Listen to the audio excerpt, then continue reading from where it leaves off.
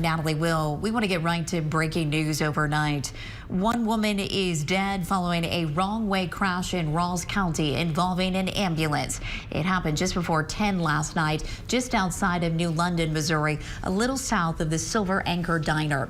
As we go to video, this is cell phone video sent in by a viewer driving by the crash. Highway Patrol crash report says 47-year-old Terry Rucker of Bowling Green, Missouri, was driving north in the southbound lane of US 61 when she crashed head-on into a Van Far ambulance. Troopers say Rucker was pronounced dead at the scene.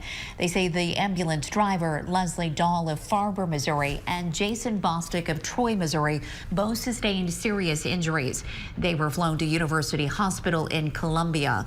We will continue to follow this story and bring you more information as it's available.